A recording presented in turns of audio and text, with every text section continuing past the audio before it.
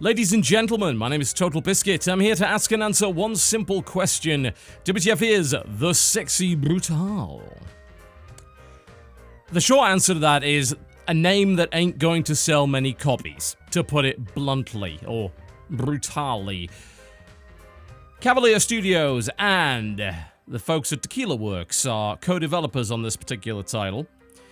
And going into it, I had no idea what to expect. I'd seen a couple of videos on YouTube, some of the teaser trailers, and the whole thing looked very stylish indeed. And the title gives small hints as regards to the aesthetic, but that's really about it. A lot of people are probably going to take one look at that title and assume it's some weird fetish wear or something like that on Steam. One of those strange green light games with the large-breasted women and the weird bloody deathmatch stuff that's going on for some reason. It is a confusing title for a lot of people. Myself included, I will admit. And that seems to have driven quite a few people away, because in the couple of weeks since its launch, it sold a paltry 6,500 copies on Steam.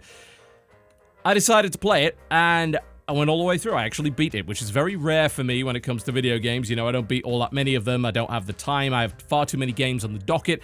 Thankfully, this is not that long a game, which for me is a benefit, but I know for a lot of you is going to be a concern since you want to get your money's worth.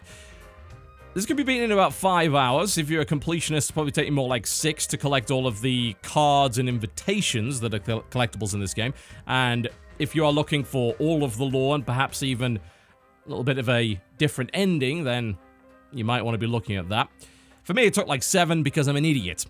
But those little teaser trailers gave me no indication whatsoever of the gameplay. But I'm glad I tried it because it gave me shades of a title I played a long time ago that I recommend to everybody and continue to recommend to this day, called Ghost Trick Phantom Detective, which is a Capcom game released on the DS. I think it was the original DS rather than the 3DS, although I might be mistaken on that one, but also then re-released on iOS in a much higher resolution, much better version, the iOS version. I'd highly recommend that one. Gave me a couple of vibes of that, but outside of that, very unique, interesting game. First things first, to the options menu we go. We're not going to be staying here long, because there's not a lot to show you. Basic resolution options, not even a drop-down menu. Tusk, not a fan. We also have windowed and full screen mode. That's really about it. No graphics options of any kind. Now, it's not a very demanding game, but regardless, it's always nice to have a couple of those options just in case you want to run it on a very, very low-end system. Always good to have some customization. You know, some AA would be nice. A little bit of anti-aliasing, probably make the game look a little bit better. I shouldn't really need to inject or apply it outside of the game. That seems a little ridiculous, so I don't know why that's missing. And we also have a lack of rebindable keys, which is, again, a black mark against the game. Obviously, it is an indie-release title on a relatively small budget, and it's available on consoles as well, but I'm sorry, I do not give people leeway in that regard.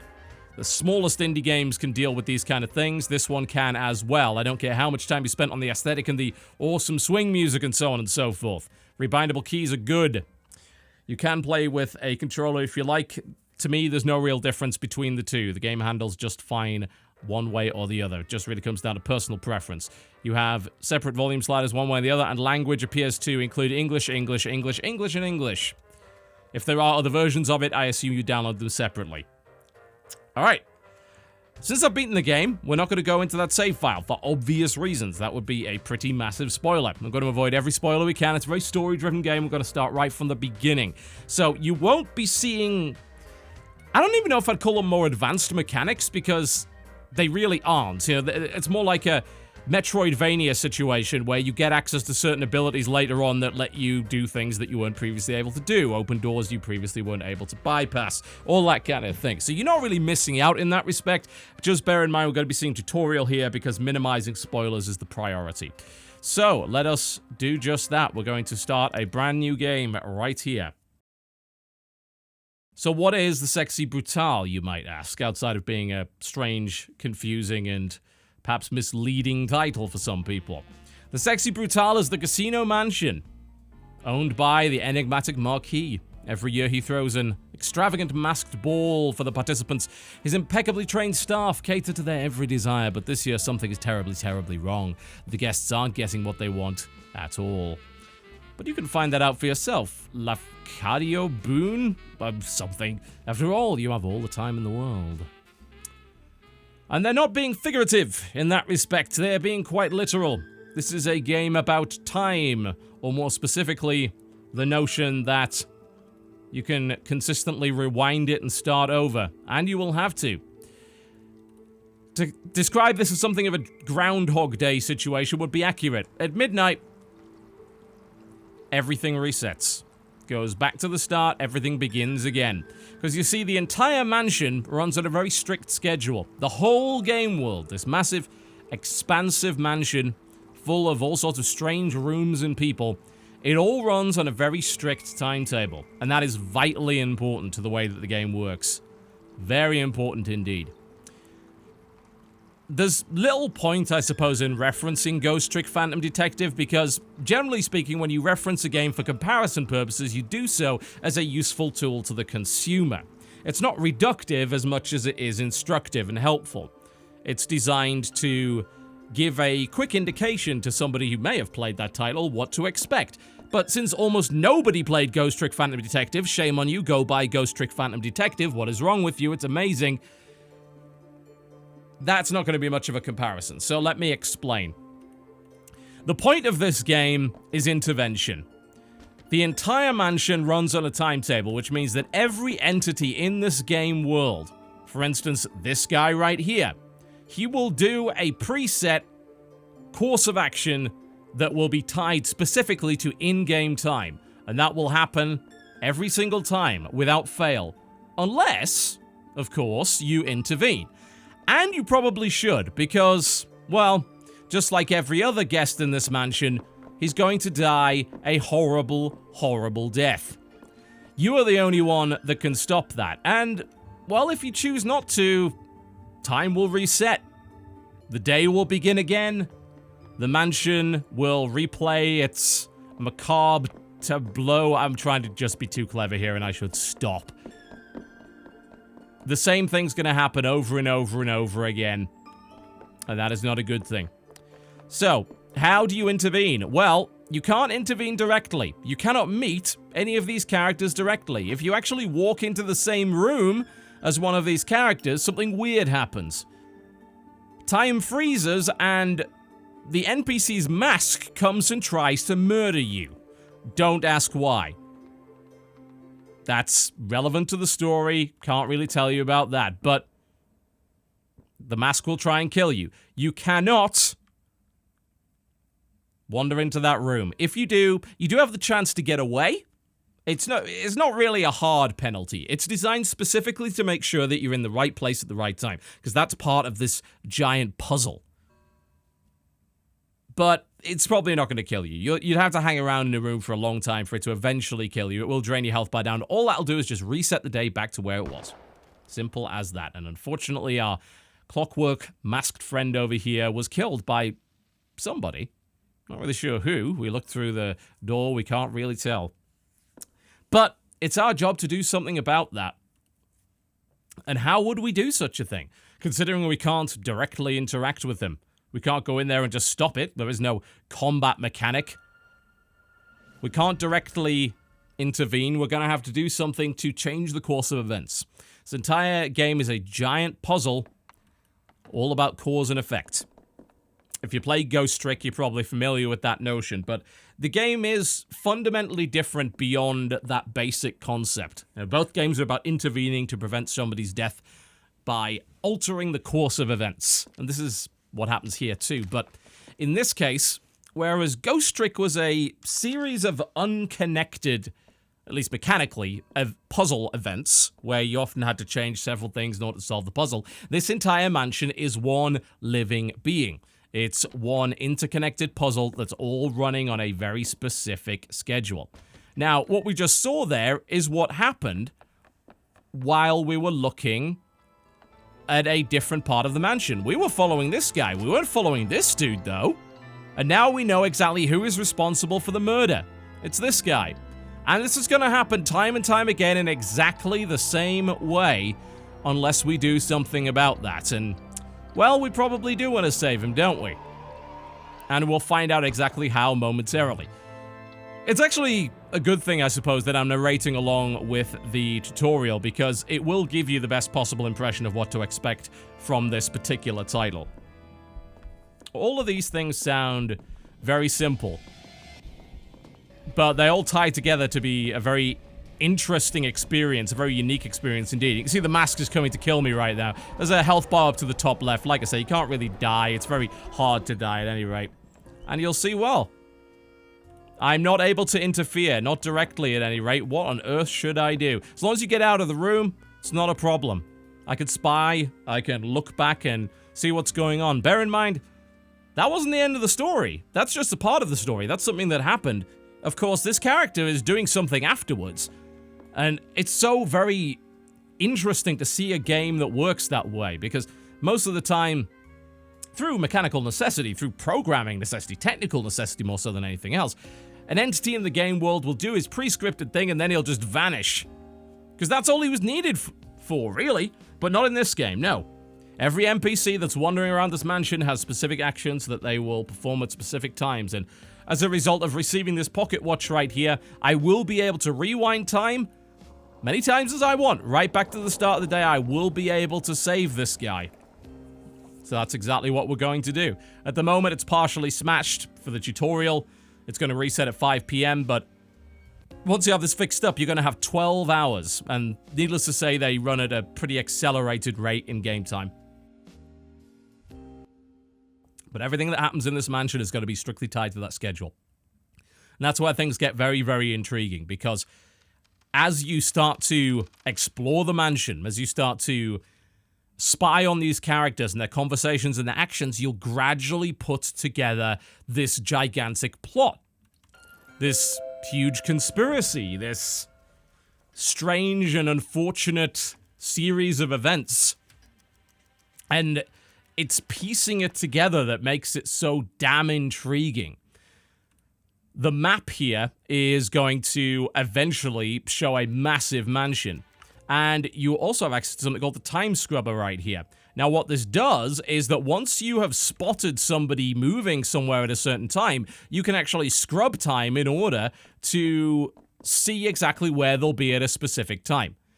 A lot of this game is about following a specific NPC around, getting to know their routine, and getting to know what they're doing here. So we know he comes in at around this time, so we're going to want to get out of there. All right, and we do. So we know, okay, he's heading this direction, but what was he doing? Well, we know from the tutorial that he was heading into this room right here, and he was going to open that safe. Well, we can watch him do that, and indeed it is very important to the puzzle. And I'll show you the first puzzle in the tutorial. I don't think that's too much of a spoiler. It's kind of necessary to really explain and give you that impression of what this thing actually involves. So he's going to go in here, and you'll notice that clock down the bottom right is constantly ticking away, and that mask indicates the time of death of this character. You won't necessarily have to save just one. He looks in there, he finds nothing, but hey, I see something on the ground. What is it? Let's have a look. Turns out, well, that's a blank cartridge. Well, remember the other room that we saw that had the shotgun in it? Well, would that perhaps, if we pause time for a second, be where our murderer popped in from? If we scrub time here, we can see the movements of our masked friend. We don't know exactly where the murderer is, but I'm pretty sure he was probably heading in that direction, and maybe if we loaded that shotgun with a blank cartridge, that murder wouldn't happen, right? Well, there we go. I'll load the shotgun with the blank cartridge, and just a little bit of cause and effect. Simple as that. And we get to see the full scene. This is how it played out after I had altered the course of events. Needless to say, it didn't quite work out the way our strange gas-masked friend intended. And it's always intriguing to watch that same scene play out, but the results end up being fundamentally different as a result of your actions. I am very much drawn to games that let you do that. Games that let you alter the outcome. I've always felt that's one of the biggest strengths of games. It's actually why I liked stuff like Choose Your Own Adventure books when I was much, much younger. I like visual novels that allow you to change the outcome, not so much ones that are simply about reading. In this case, we save this fellow. Wonderful. Cracking. We have changed the course of events. Or have we? That's the strange thing about this one. It's not a linear experience in the sense that, well, I've saved him, so now he's going to be saved all the time. Well, no. That's the thing. The mansion's on a constant time loop. Yeah, we saved him this time, but what happens if we rewind time again? Well, everything's going back to the way that it was. He's going to die yet again, unfortunately. And you can save him as many times as you want. It doesn't matter because actually the goal is to get out of the time loop, not to just save an individual person. But the cool thing about that is that his death is going to be part of every single day. Hell, you even hear it. You hear the gunshot go off at around 4 p.m. every day in the Sexy Brutale mansion. And the other characters even react to it. Of course they do. They heard a gunshot. Why wouldn't they react to it? It affects what they do. The whole thing is just this incredibly choreographed dance. And choreographed is a great way to describe this game because there are so many different moving parts. It's a lot of little cogs in a gigantic machine. It's a huge jigsaw puzzle that you have to solve. A little bit of it may very well be through trial and error, but I found that every single puzzle that I ran into could be solved simply through observation. I'll pick an NPC and I'll follow them. Follow them throughout their day. Find out where they go, who they interact with. As I gather that information, it will be recorded on my map and my time scrubber, and the more I learn about it and the more secrets that I learn about the mansion, including hidden doors and shortcuts, the further on I will get in the story. And oh my god, is it a satisfying experience. Not only is the mansion just sprawling and really awesome to explore, but the sheer number of events that are all going on at different times keep you guessing. They make you think, well, what happened here? What's going on? And a lot of that is delivered not just through the visuals. In fact, most of the time you don't initially see what happened. You saw at the start they deliberately limited your information. The first time you didn't see who shot the guy. Eventually you can find that out. But you'll hear strange things going on throughout the mansion. Make sure you keep your sound on, because not only does it have a godlike soundtrack, an incredible soundtrack, but these oral cues are very important. You might hear the shattering of glass, and you'll make an assumption as to what happened. Oh, did somebody get pushed out a window? Was an object thrown through a mirror? I don't know, but I want to find out. And I will do that, of course, by exploring this huge mansion. Something's going on here, but I can't make out what they're saying. Maybe that's a power that I need to gather. Every mask that you're able to acquire gives you a different power. And the best thing about that is that it means that every time you replay the series of events that happen within the Sexy Brutale, you learn more and more and more, and you piece together what is a phenomenal mystery. You are essentially a detective for all intents and purposes, but you are also attempting to intervene in a series of tragic events, and do so, of course, really without directly interacting with any of the inhabitants. Each of these rooms is just so well laid out. The architecture, the aesthetic is incredibly unique, and the soundtrack.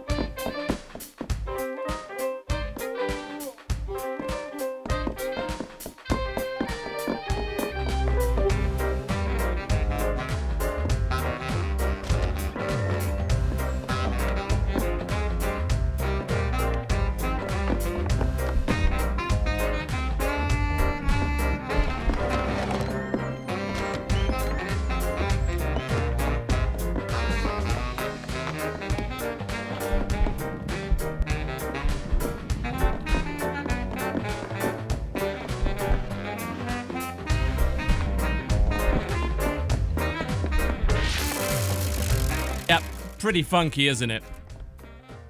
And it's very important that you listen because those audio cues are going to be vital for solving the mystery.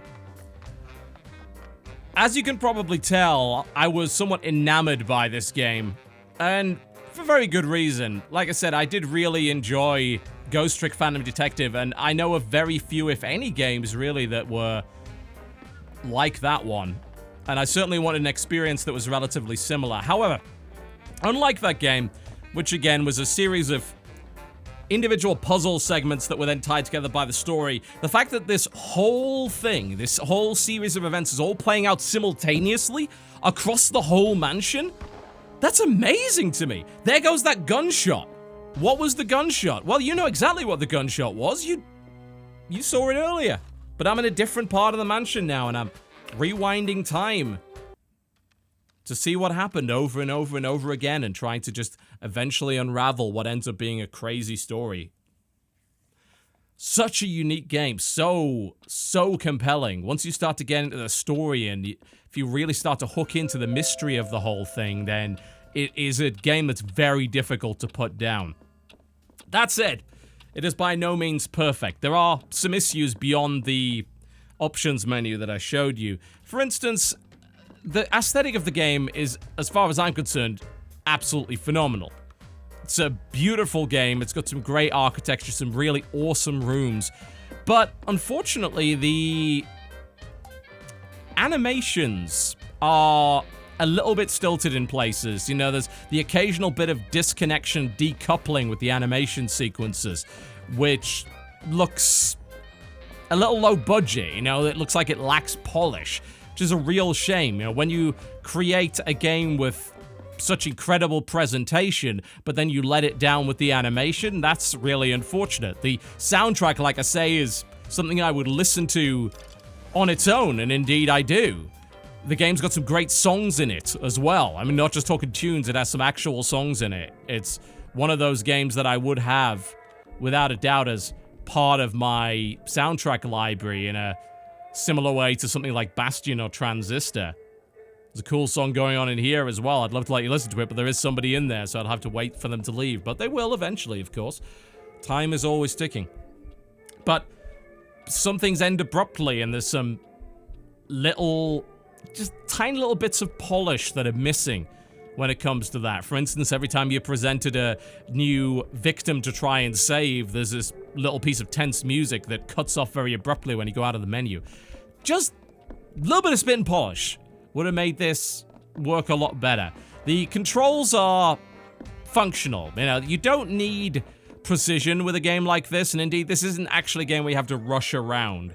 Even the most demanding of puzzles really do give you a fair bit of leeway. And of course, you can rewind and start again. And if you feel like the game is cutting things a little fine, the chances are you are not actually doing the puzzle right. The game is not a game about rushing around. It's not a dexterity test by any stretch of the imagination. It's all about puzzling. It's all about thinking things through logically.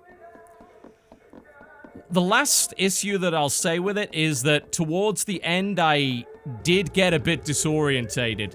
Honestly, the mansion is very, very large, and it does a pretty good job of splitting it up. The winding mechanism that you noticed earlier, the ability to wind the clock, lets you save to a particular clock, and usually the area that clock is in with the key is the area you're going to be working in. It's pretty rare that you have to go across areas, but the last hour or so of the game in particular, I did find myself very confused. I didn't really know where to go, and some of the indications as to where you're supposed to go were very cryptic, because up until that point, the game had relied very much on following the routines of the other NPCs in the mansion, of course.